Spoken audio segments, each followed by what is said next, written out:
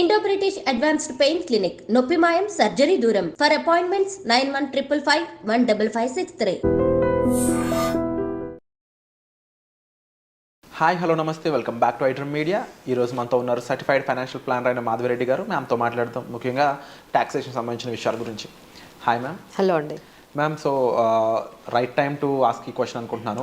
Salaried employees ఎవరైతే ఉన్నారో I think ఇండియాలో హెవీ ట్యాక్స్ పేయర్స్ వీళ్ళేనేమో యాజ్ అ సాలరీడ్ ఎంప్లాయీగా నాకు ఆ బాధ. సో ముఖ్యమైనగా two things ma'am. New tax regime అనే దాని గురించి చాలా మంది డౌట్స్ అడుగుతా ఉన్నారు, వాట్ ఈస్ దిస్ అనేది. అండ్ అలాగే ముఖ్యంగా సాలరీడ్ ఎంప్లాయీస్ చేయాల్సిన పనులు ఏంటి, తీసుకోవాల్సిన డాక్యుమెంట్ జాగ్రత్తలు కానీ ముఖ్యంగా చాలా ఇంపార్టెంట్ అది, దాని గురించి చెప్తారా?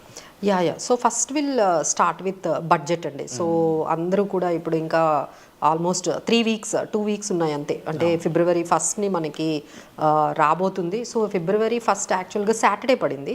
సో సాటర్డే ఆ రోజు బడ్జెట్ కాబట్టి ఆ రోజు మార్కెట్స్ పెడదామని అనుకుంటున్నారండి. సో యాక్చువల్గా Saturday there won't be any market.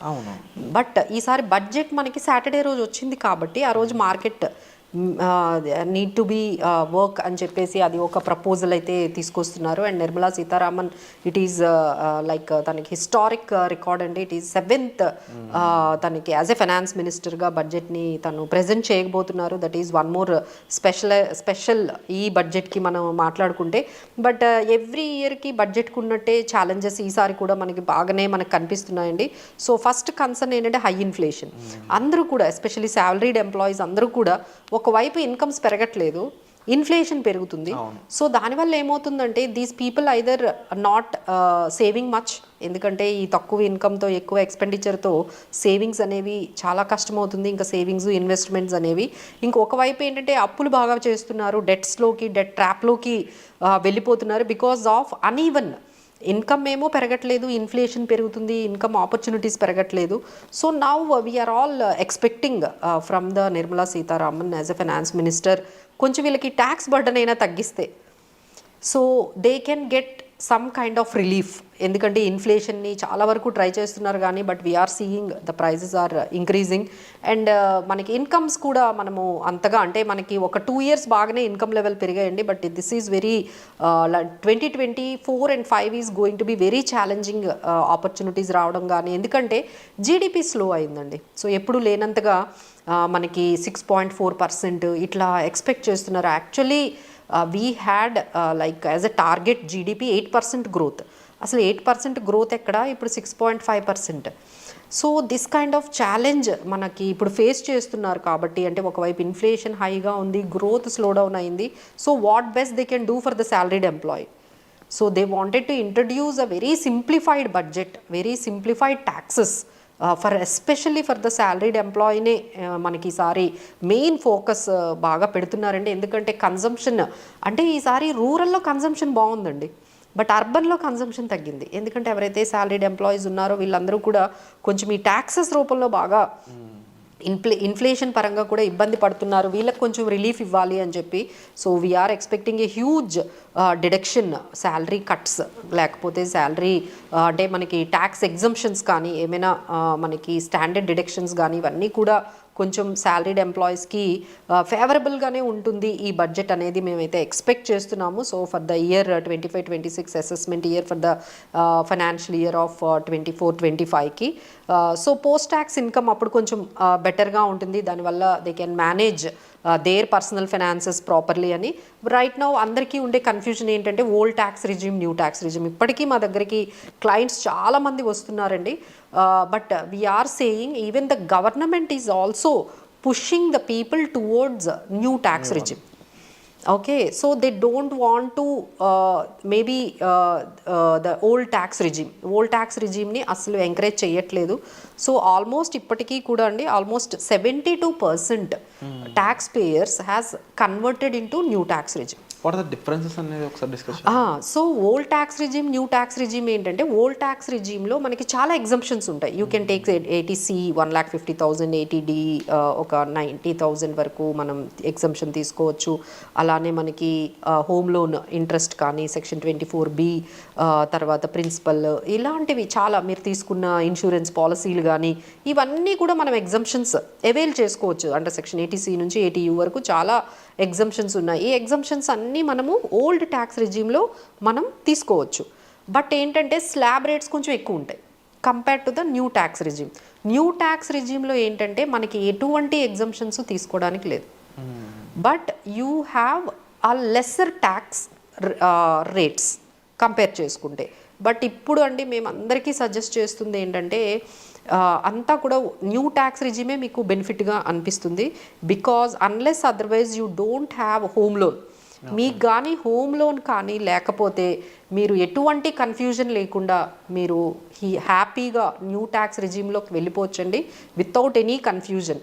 ఎవరికైతే హోమ్ లోన్ ఉందో వాళ్ళే ఒక్కసారి క్యాలిక్యులేట్ చేసుకోవాలి, ఏది మనకి న్యూ ట్యాక్స్ రిజీమ్ బాగుంటుందా, ఓల్డ్ ట్యాక్స్ రిజీమ్లో మనకి ఎక్కువ ఎగ్జంప్షన్స్ వస్తున్నాయా అనేది చూడండి. But rest of the people ఎవరికైతే హోమ్ లోన్ లేదో వాళ్ళందరూ కూడా న్యూ ట్యాక్స్ రిజీమ్లో వితౌట్ ఎనీ కన్ఫ్యూజన్ తీసుకోండి. ఎందుకంటే మీకు కంపారిటివ్గా రెండిటితో కంపేర్ చేసుకుంటే మీకు న్యూ ట్యాక్స్ రిజీమే బెనిఫిట్గా ఉంటుంది. అంటే హెల్త్ ఇన్సూరెన్స్ ఇలాంటి వాటి పరంగా కూడా న్యూ ట్యాక్స్ తీసుకోకూడదండి. ఎగ్జంప్షన్స్ ఏమీ ఉండవు. అందులో ఉన్నది ఒకటే ఎగ్జంప్షన్ ఏంటంటే మనకి స్టాండర్డ్ డిడక్షన్ ఇచ్చారు, అది రెండింటికి అవైలబుల్గా ఉంది. అంటే న్యూ ట్యాక్స్ రిజీమ్కి కూడా మనకి స్టాండర్డ్ డిడక్షన్ 75,000 తీసుకోవచ్చు. బట్ ఓల్డ్ ట్యాక్స్ రిజీమ్లో అయితే ఎగ్జంప్షన్స్ అన్నీ అవైల్ చేసుకోవచ్చు.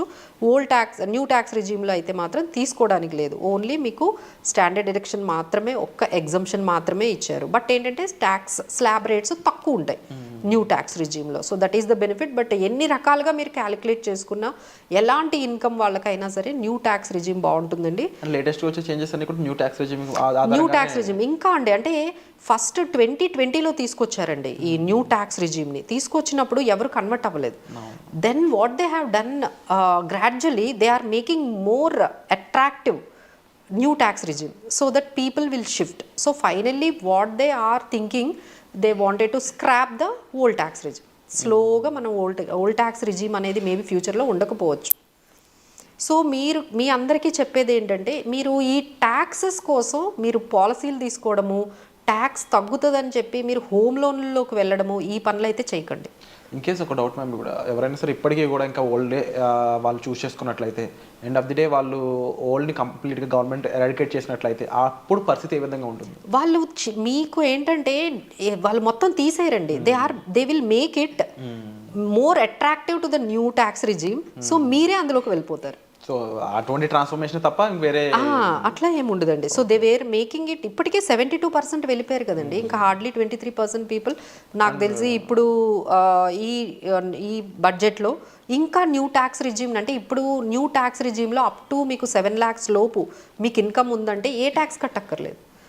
So that might increase to 10 lakhs అని మా ఎక్స్పెక్టేషన్. ఈ ఇయర్ ఏంటంటే మీ ఇన్కమ్ 10 lakhs లోపుగానే ఉన్నట్లయితే మీరు ఎటువంటి ట్యాక్స్ తీసుకోకుండా మిమ్మల్ని ఈ న్యూ ట్యాక్స్ రిజీము హెల్ప్ చేస్తూ ఉంటుంది.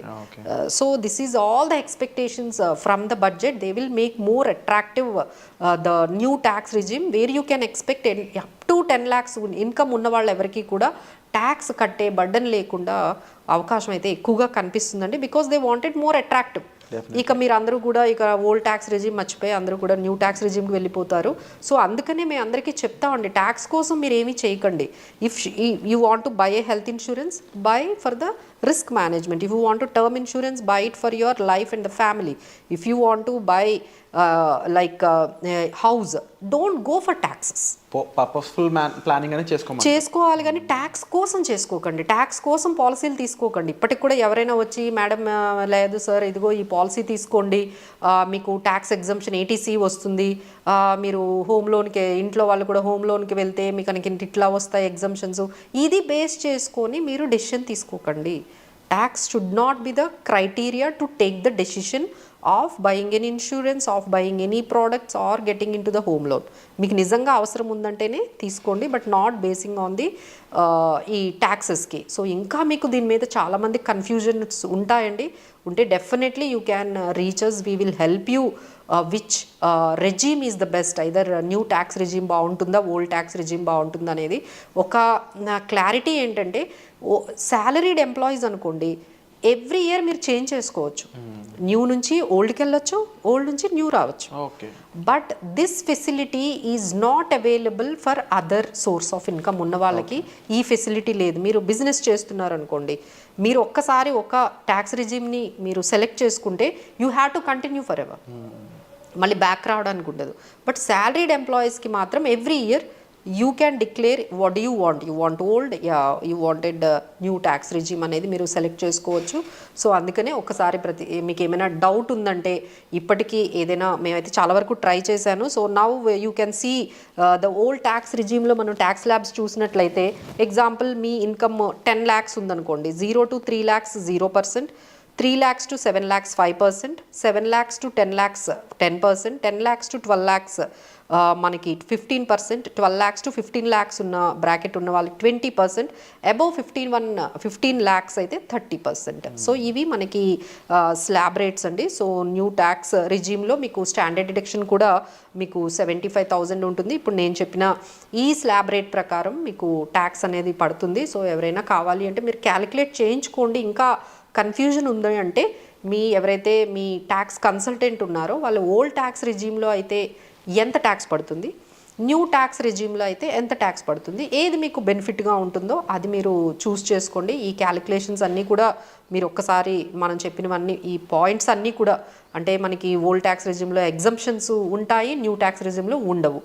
దానికి ఒక స్లాబ్ రేట్ ఉంటుంది, దీనికి ఒక స్లాబ్ రేట్ ఉంటుంది. So take all those things into consideration. Still if you have any doubts you can contact us. In case నేను ట్యాక్స్ అంటే ఏది కూడా నేను చూస్ చేసుకోలేదు అనుకుందాం, ఎటువంటి రెజ్యూమే కూడా బహుశా నేను పట్టించుకోవట్లేదు, వర్క్లోనే వెళ్ళిపోతా ఉన్నాను అనుకుందాం, అప్పుడు నా పరిస్థితి ఏంటి? సో డెఫినెట్లీ అండి, ఎందుకంటే ఇప్పటికీ చాలా కన్ఫ్యూజ్డ్ ఉన్నారు. ఓల్డ్ న్యూ ఈ రెండింటి మధ్య కొంచెం కన్ఫ్యూజ్డ్గా ఉన్నారు. కొంతమంది అయితే అసలు చూస్ చేసుకోవాలి అనే విషయం కూడా తెలియదు. సో ఎగ్జాంపుల్ మీరు ఏది చూస్ చేసుకోలేదు అనుకోండి, the system will buy default will take you as in to new tax regime. మీకు ఓల్డ్ ట్యాక్స్ రిజిమ్ కావాలి అంటే మీరు స్పెసిఫిక్గా అక్కడ మీరు మెన్షన్ చేస్తేనే మీకు ఓల్డ్ ట్యాక్స్ రిజిమ్ వస్తుంది. Otherwise by default you will come under new tax regime. So ఇదైతే అందరూ గుర్తుపెట్టుకోండి. మీకు ఓల్డ్ ట్యాక్స్ రిజిమ్ కావాలి అంటే మీకు మీరు నోటిఫై చేసుకోవాలి. మన వంట్లో వెళ్ళి అక్కడ మన వెబ్సైట్ ఉంటుంది, అక్కడికి వెళ్ళి ఆ ట్యాక్స్ వెబ్సైట్లోని మన లాగిన్ అయ్యి మాకు ఓల్డ్ ట్యాక్స్ రిజిమ్ కావాలి అని మీరు స్పెసిఫిక్గా చెప్తేనే you will convert under old tax regime. Otherwise by default ఇప్పుడు మనందరం కూడా న్యూ ట్యాక్స్ రిజిమ్లోనే ఉన్నాం. Unless otherwise you don't specific, we are all under new tax regime. Okay ma'am. So చాలా మందికి ఈ విషయం క్లారిటీ ఇస్తుంది. అండ్ తప్పకుండా ఇంకా డౌట్స్ ఉన్నట్లయితే మీరు డిస్ప్లే అవుతున్న నెంబర్స్ కాల్ చేసి మ్యామ్కి సంప్రదించవచ్చు. Thank you so much ma'am. Thank you.